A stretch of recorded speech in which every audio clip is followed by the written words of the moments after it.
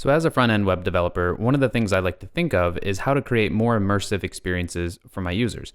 And one of the ways that I can do this is by using visual cues. So in this video, what we're going to do is we're going to create a sign-up form with some visual cues so that the user can know when they've fulfilled their password requirements. So I'm going to go ahead and demonstrate what that looks like right now.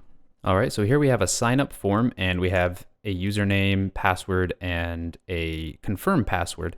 As you can see here, the sign up button is disabled and we have a list of password requirements here. I'm just going to go through them very quickly.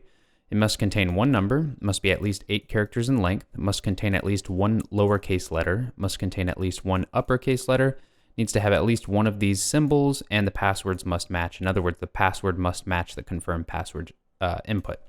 So if I come in here and I type in a password, you can see that as I type, these requirements turn green and a check mark appears whenever we've satisfied that particular requirement.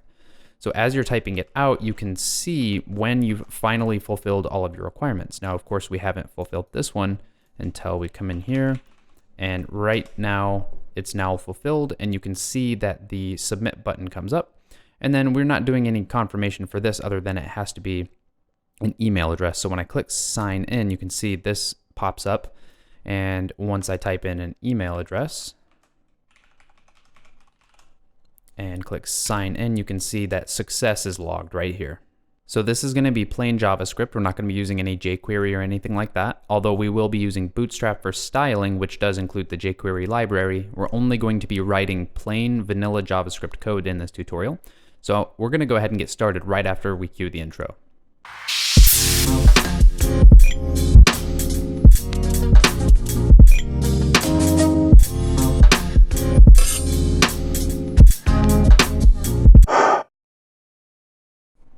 So to start off with, what I'm going to do is create 3 files. I'm going to create a index.html,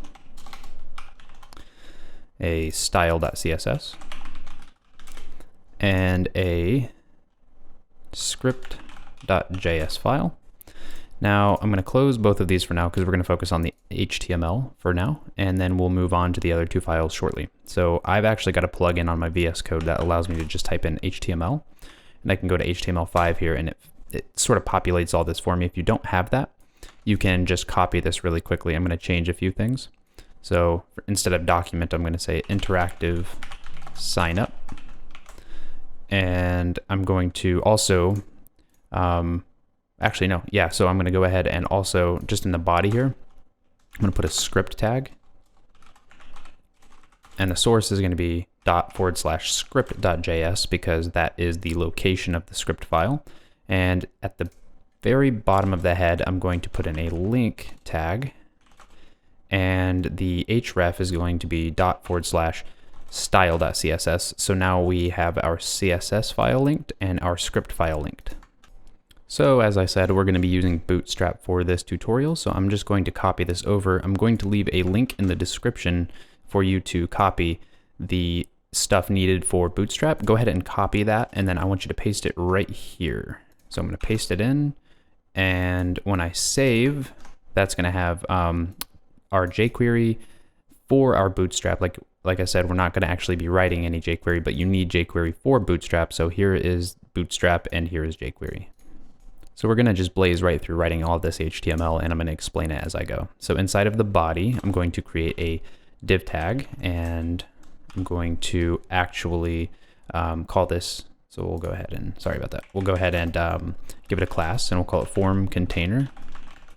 And I'm going to put an h1 at the top here, and that is going to be sign up. That'll be our header here. And then underneath, we will create another div tag. And this is going to be our password requirements. So give it a class, call it password requirements. And this is where we're going to house all of our password requirements. So we're going to create an h5 tag here, and inside of here we're going to say password requirements colon, and then I think I want to give this a class name. At the very least, we'll give it a class name, and we'll say requirements header. We might not use that, but it's good to go ahead and give it a class. So underneath here, we're going to create a div tag and another div tag inside of this one. Now the outer one is going to be class name is going to be number, I'm sorry, it's going to be requirement. And we're going to give it an ID of number requirement. And inside of the opening div tag that is a child to that one, we're going to say fulfilled symbol. That is the class. So class fulfilled symbol. And underneath that tag, we're going to say contains at least one number. Now here I want to go ahead and copy this because there's 6 requirements in total. So I want to take a little bit of the work out by copying and pasting in. I'm going to do this 5 times until I have all 6. It's 3, here's 4, 5, and 6. And then I'm going to just change all the information in here. So instead of number, on the second one, I'm going to say length requirement. And then I'm going to say contains at least 8 characters. And then oops, I put a semicolon there. It should be an L. And then I'm just going to go down the list here. So this will be lowercase. And then contains at least one lowercase letter. And then this will be uppercase.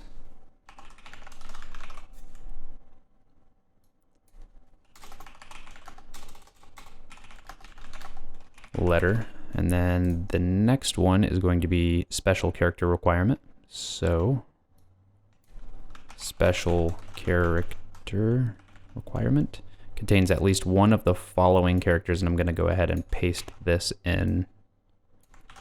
And that's going to be an @ symbol, the hash symbol, a $, %, a caret, an and sign, and an asterisk. So the last one is going to be passwords must match. So go ahead and say passwords must match, and then this will be passwords match requirement. Okay, so underneath our password requirements container here, go ahead and find that closing tag. For me, it's right here. I'm going to put some spaces in between, and I'm going to throw in my form tag. And then inside of my form tag, I want to add some classes. And we're going to say text center. And we're going to say border. And border light. And P5. Now, a lot of these are Bootstrap classes. So Bootstrap is handling a lot of the styling for us. We just have to add the class names. On submit. Now, what we're going to do here is we're going to do 2 things. We're going to prevent the default form submissions. We're going to say event.prevent default. And what that allows us to do is be able to click submit without the page refreshing automatically, because that's the default behavior of a form in HTML. And then I'm going to also console.log success. That way we know when the form is supposed to be submitting. Okay, so that is our form, but let's go ahead and put our inputs inside of here. So we have input. We're actually going to have 3. We're going to have one for our email, and they're all going to have this required symbol. And we're going to say type is equal to email for this first one, because that's our username is going to be an email. We're going to give it an ID of username input. Oh my gosh. And then we're going to give it a couple of classes. So the first class we're going to give it is form control. And then we're going to do MB4, which is another Bootstrap class, and then a placeholder, which is the text that sits inside of it before we type anything in. And we'll say username. Actually, we better put email so that they know to type an email in. All right, let's do another input here, and it's also going to be required. The type is going to be password so that dots show up instead of the raw text. Then we're going to put password input as the ID, give it some class names. It's going to have the same class names as the input above, but we're going to add one more, and that's going to be called input listener. And we're going to use that in our JavaScript to determine, we're basically going to use that to find all the inputs that we want to listen for key up events on. So just go ahead and place that in there. And then I'm going to give it a placeholder equal to password. And then I'm going to just copy this and paste it underneath and go ahead and change the password input to confirm password input, just like that, and put confirm here. So you can see all of this here. Then below that, we just want to add a button, and this will be our submit button for the form. So we're going to add it. We're going to add the attribute disabled by default, and then we're going to give it some class names. We're going to say btn, btn info. These are bootstrap classes. We're going to say btn block. Again, that's a bootstrap class. And then my4. And then the ID is going to be submit btn. And the type is going to be equal to submit. And then finally, we're going to say sign in is the text that sits inside of the button. So now that we have all of this HTML written out, what I want to do is actually come in here. And I have a plugin that allows me to serve the files in here. But if you don't have that, you can just right click on the index.html and say reveal in Explorer. And when I do that, you can see it here. You can double click on it and see it right here. But for me, it's easier for me to just do this, and I can open with live server, and it's going to serve the file. And whenever I make changes, it will refresh on the fly, which will make it easier for you guys to see the changes as we're making them. So that's too much. Hold on. Try to get this on where they're both on the screen for you guys. Perfect. So now that we have this set up, what we want to do is jump into our CSS really quick. And again, we're going to kind of fly through this because the focus of this ought to be the JavaScript. So let's go ahead, and as I do the CSS, you're going to see the changes happening over here, and I'm going to kind of explain it as I go. So the first thing that we want to do is style our form container. And the width is going to be 650 pixels. And the margin is going to, the margin is going to be auto, and that centers it. We're going to throw in a box shadow, and the box shadow, we're going to just add a 2 pixel, 5 pixel, 10 pixel gray, and you can see, we can see that adds a nice little shadow to it. And then I'm going to set the margin top equal to 50 pixels. Save that. Then I'm going to do form container, and I'm going to target the H1 inside of it. And I'm going to say text align is center. And then we're going to do password requirements. Okay, so we're going to do width is equal to 450 pixels, and the margin is going to be auto.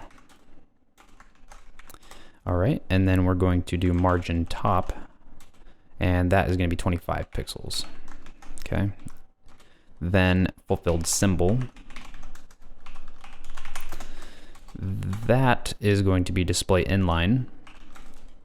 Just save that. You can see, which actually, let me leave this one uncommented so you can at least see what that does. So underneath this, I'm going to put fulfilled symbol after and give the content attribute an X, and I'm going to save this, and you can see now this X pops up, but it's on a separate line than the requirement itself. So that's what this is. When I uncomment this and save it, you can see now it's on the same line.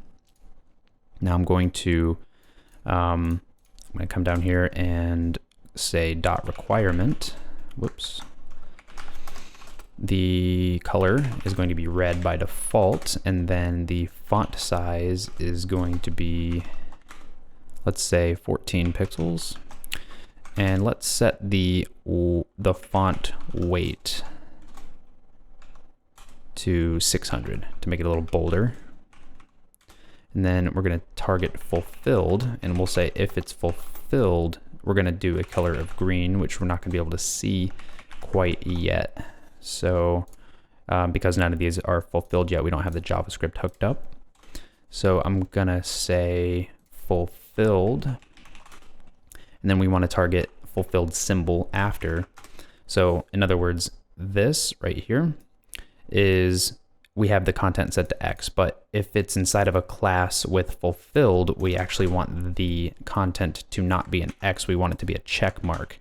And in order to use a check mark, we're going to use a, let's come in here, a /2713, and that is going to be a /2713, and that is just code that basically is going to create a check mark inside of here. In fact, let me just come in here and manually add that class so you can see this. I would prefer you guys see it now. So I'm going to, I think it's this one, so I'm going to just jump in here and put fulfilled. Nope, let's do the first one. So I'm going to jump in here and add the fulfilled class. And you can see now that it's fulfilled, it's green and has a check mark. So I just wanted you guys to see that. Okay, so now we're going to get into the JavaScript, and this is where the tutorial basically begins for most people. So in the JavaScript file, the script.js file, I'm going to do a couple of things. I just want to copy and paste a few things, and I'm going to go over this now. So the check mark is that same code that we used in the CSS. So we're just creating a const where I can reference check mark instead of having to reference, create this string each time I want to use it. Then I'm creating regular expressions for each of my matching cases. So our lowercase regex, this is our lowercase regular expression, and 8 characters. This checks to make sure that it's 8 characters. This checks to make sure it has the special characters that we want. So I'm going to include a link in the description. It's going to be the same link as the Bootstrap link, where you can copy and paste these regular expressions, because this is not going to be a regex tutorial. This is, we can do a regular expressions tutorial, but that's a topic in its own. So I don't really want to go too in depth into what's going on here. You can just understand that these regular expressions are checking whether or not the string passes these tests. Okay, so go ahead and paste those in at the top of your JavaScript file, and we're going to go ahead and start grabbing our inputs.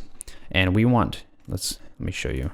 We want the ones that have this input listener class right here, because we want to listen for key up events. So to do that, I'm going to create an array from our inputs, which if you were to just grab all of the inputs from a class list, so say document.getElements by class name, it would return a like a DOM list, HTML DOM list or something like that, node list.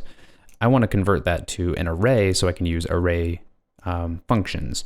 So to do that, I'm just going to say array.from, and then we're going to pass in document.getElements by class name.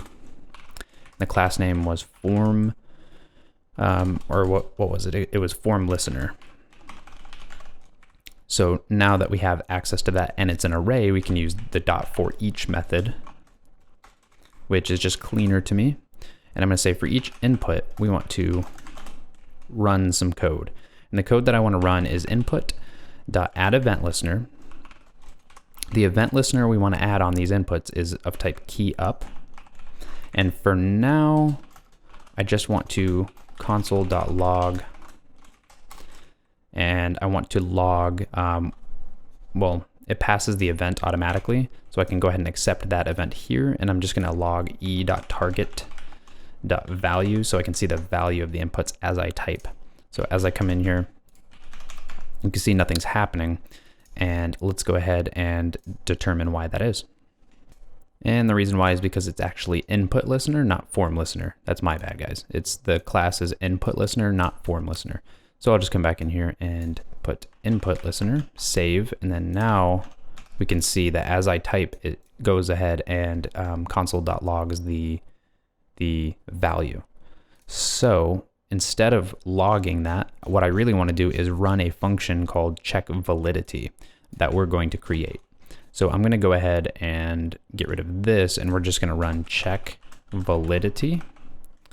And I'm going to create that function right here. So I'm going to say const check validity, and I'm going to now save, but inside of here, this is where we're going to put all of our functionality for checking the validity of each of these two inputs. And as soon as these become valid, we want to make sure that we change the proper requirement class to fulfilled, and also enable the sign in button once all of the requirements are fulfilled. So what we're going to do is first grab a reference to both the password input and the confirm password input. So let's start there. So const password is equal to document.get element by ID. And I think that was password. Let's just go ahead and make sure this time. So the ID is password input. And then you can see the ID for the confirm password input is confirm password input. So we'll go ahead and paste that in there, and then we will do const confirm password, and that will be equal to the same thing here. But instead of password input, we'll say confirm password input. And we don't want the elements themselves, we actually want the text inside of it. So I'm gonna say dot value at the end of both of these. Okay, so now we have a reference to both of those. The next thing that we want to do is create two arrays. We want to have an array of, we'll say const fulfilled, and that'll be empty by default, and const unfulfilled, which will also be empty by default. And what we're going to do is we're going to check each of these one by one, and if it's fulfilled, we'll add it to the fulfilled array. If it's unfulfilled, we'll add it to the unfulfilled array. And then once we're done with that, we're going to loop through these and add the proper class names. So let's start with lowercase. So lowercase regex. Now, lowercase regex has a function, because the regexp is a object. We're creating an object from a regular expression string, and that has a function called test. And inside of test, we can pass the string that we're trying to test, which in this case is password. And it's going to return either true or false. It's going to return true if it passes the test, false if it fails. So I'm going to say lowercase regex.test. And if that ends up being true, if it ends up passing that test, I want to say fulfilled.push. I'm going to push the element to the fulfilled array.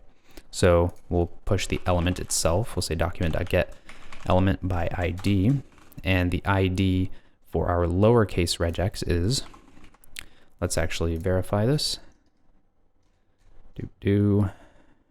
Lowercase requirement. So I'm going to copy that ID and paste this into here.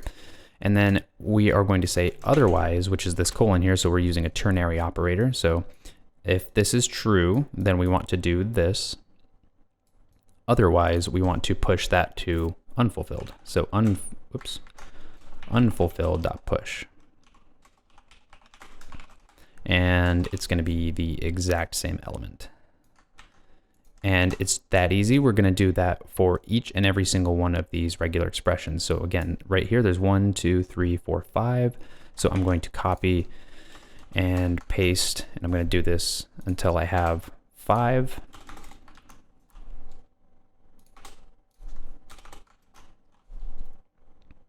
So here I have 4, and then one more.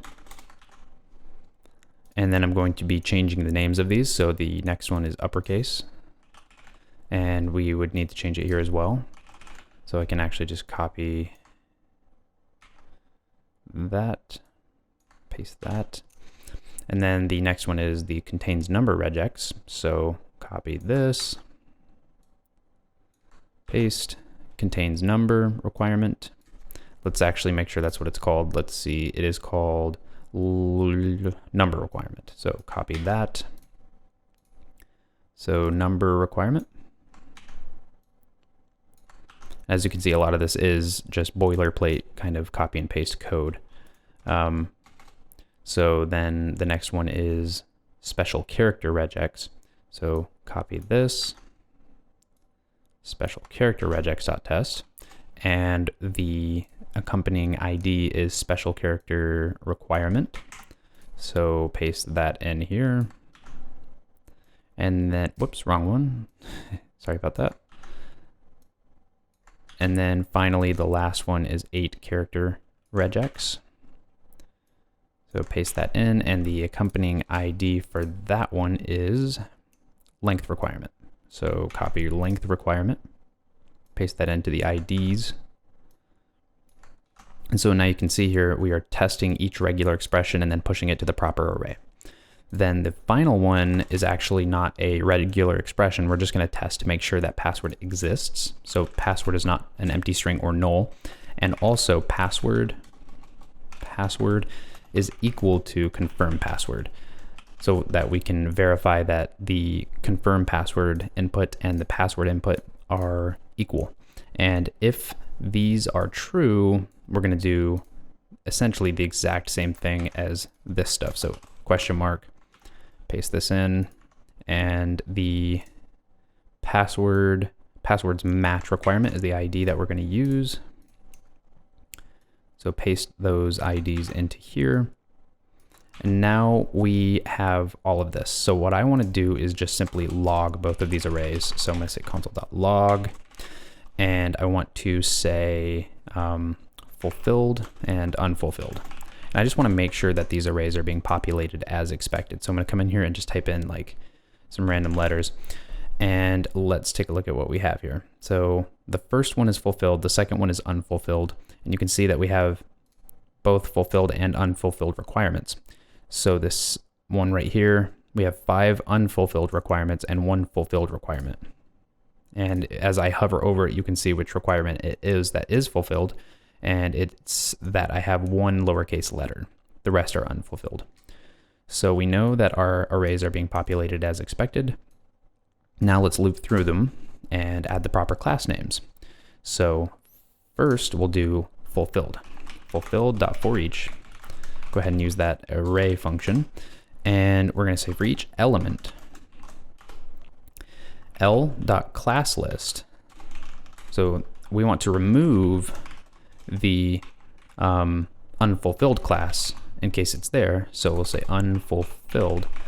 If it's there, we want to go ahead and remove that because now it's fulfilled. And then we also want to go ahead and add a new class, ClassList.add, called fulfilled. And we're going to do the exact opposite for unfulfilled. So I'm just going to paste this in here, loop through unfulfilled, and then instead of remove unfulfilled, we want to remove fulfilled and add unfulfilled. So it's the opposite. So now when I save, we should actually be seeing these change as I begin to type. You can see that the requirements are beginning to become fulfilled as I type. And let's make sure that the passwords match one works as well. It does. Fantastic. Now the problem is we still cannot click the button here. The button is still disabled. And one thing that I wanted to add really quick, run over to your CSS file. Let's get that button ID, the submit button ID, which is literally just submit btn.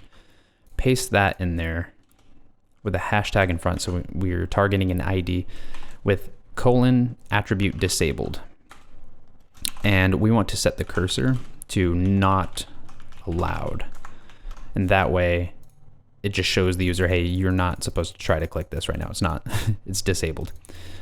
So what we want to do inside of our JavaScript file is actually re-enable the button once the length of our fulfilled array is equal to the amount of requirements that we have. So in other words, if we have all of our requirements inside of fulfilled, then we know that all of the requirements are fulfilled. So to do that, we'll do an if statement. And we know we have 6 requirements. We can just, I'll show you. We have 1, 2, 3, 4, 5, 6. So we want to say if the fulfilled array, if that fulfilled.length is equal to 6, then we want to go ahead and grab the button. So document.getElementById, submit btn, and we want to set the disabled attribute, so disabled.disabled, and set that equal to false. So it's not going to be disabled anymore. Else we want it to actually be disabled. So I'm going to copy this line and switch false with true. Okay. And so let's see what happens now. So I'm going to come in here, I'm going to type a valid password. You can see it passes all the requirements. Now the passwords match, and now the button is now enabled. But when I click sign in, you can see it says, please fill out this field, because Bootstrap has some built-in validation, which is coming from the fact that we added this required attribute right here. So let's go ahead and fill that out. We'll throw in an email and I'll click sign in, and you can see success is logged. All right, guys, that was a quick tutorial for you guys. I hope you enjoyed it. I hope you benefit from it, and I hope you use it in your projects. If you enjoyed this video, please give me a thumbs up, subscribe if you haven't already, and I'll see you in the next video.